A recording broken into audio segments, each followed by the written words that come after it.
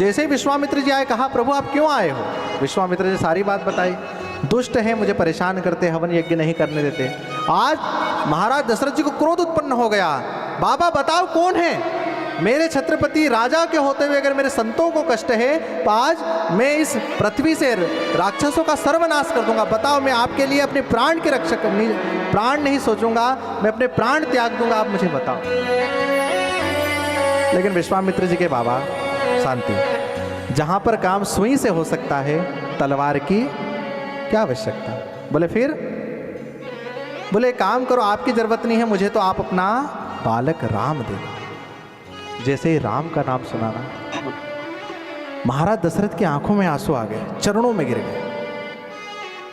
मन में सोचते हैं कि मांगने का कहा तो ये मतलब नहीं कुछ भी मांग लो। आप कहीं परिवार में जाओ ना, आपसे कोई बड़े प्रसन्न में बोल क्या चाहिए, बोल बोल बोल, भगवान प्रसन्न है, बोल बोल क्या चाहिए। और अपन बोल दो के लिए गाड़ी दे दे, छोटा सा मुंह, अरे गाड़ी अभी कल तो ली है, अभी 2-4-5 साल पुरानी हो जाने दे फिर देंगे, अभी तेरे में अक्ल नहीं है, नई नई गाड़ी स्क्रैच लगा देगा। अब सोचो अगर आपसे कोई बोले कि मांग मांग क्या चाहिए, है ना, कुछ मांग लो तो मना कर देनी, नहीं वो नहीं दे सकता, कैसा बुरा लगेगा। तो यहाँ पर विश्वामित्र जी को दशरथ जी कह रहे क्या चाहिए, मैं स्वयं चलूँ, मेरा साम्राज्य राज सब है, क्या चाहिए। और जैसे बोला ना राम चाहिए तो मना कर दिया। प्रभु मैं राम नहीं दे सकता, राम की जगह आप मेरे प्राण ले लो, आपको जितनी गौशाला में गौ माता चाहिए सब ले लो, मेरा संपूर्ण ऐश्वर्य ले लो, खजाना ले लो, चाहे मेरे प्राण ले लो, संपूर्ण राज्य आपका, लेकिन मैं अपने राम को नहीं दूंगा। अब यह विचार बता, विश्वामित्र जी की जगह आप हो तो आप क्या करो? क्रोध हो जाओ ना, ब्राह्मण तो वैसे क्रोधी होते हैं, संत समाज वैसे क्रोधी होता है, क्रोध में आ जाओगे। लेकिन विश्वामित्र जी की आंखों से आंसू आ गए। वो कहते हैं दशरथ मैं ना इस अभिमान में रहता था कि भगवान हम संतों को छोड़कर गृहस्थों के घर क्यों जाते हैं? गृहस्थ का इतना पूजा करते हैं, संत जितना पूजन करता है तब करता है यज्ञ अनुष्ठान, क्या गृहस्थ करते हैं? तो मैंने हमेशा में झगड़ा करता था कि भगवान इन गृहस्थों के घर क्यों जाते हैं। आज मुझे अपने सवाल का जवाब मिल गया, तुम राम को अपने प्राण से ज्यादा प्रेम करते हो, इसीलिए राम तुम्हारे घर आए हैं। विश्वामित्र जी प्रसन्न हो गए, धन्य हो दशरथ जिसके घर राम का अवतार हुआ, प्रसन्न हो गए।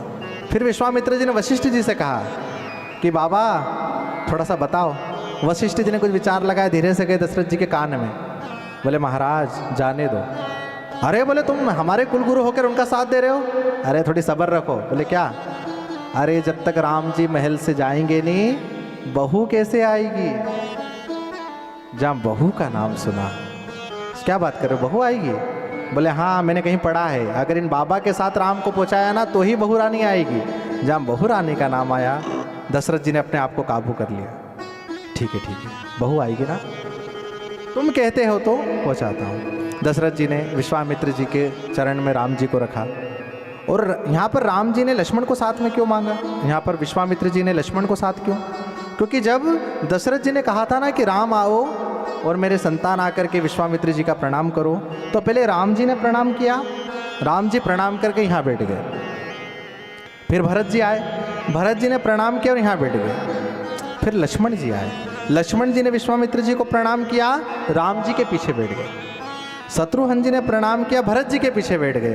तो विश्वामित्र जी समझ गए ये दोनों जो है ना आपसी प्रेमी हैं, अगर एक को लेकर गया तो काम बिगड़ जाएगा, दोनों को ले जाना जरूरी है, क्योंकि इसका मन इनमें लगा रहेगा, इनका मन इनमें लगा रहेगा, तो ठीक से काम नहीं होगा। इसलिए जब आप तीर्थ पे जाते हो ना तो साथ में पति को भी लेकर जाया करो, ताकि पूर्ण मन आपका लगा रहे। नहीं तो चिंता यही लगी रहेगी कुछ खाना खाया होगा नहीं खाया होगा, क्या कर रहे होंगे, तो आपका तीर्थ तो यहीं रह गया। जोड़े से जाओ, ताकि जब दोनों आनंद में रहोगे, दोनों आनंद में भगवान के दर्शन करोगे, दोनों के ही मन के विकार दूर होंगे और दोनों को ही भगवान का आशीर्वाद मिलेगा। इसीलिए जोड़े की प्रधानता, इसीलिए कथा पूजा में जोड़े को बिठाते हैं, जोड़े से पूजन होता है और जोड़ा ही दर्शन के लिए जाता। कहते हैं अकेले आप कहीं जमाने में घुमाओ, अकेले आप चारों तीर्थ कराओ, उसका पुण्य नहीं मिलेगा, लेकिन अगर जोड़े से पूजा करोगे तो उसका पुण्य आपको मिलेगा।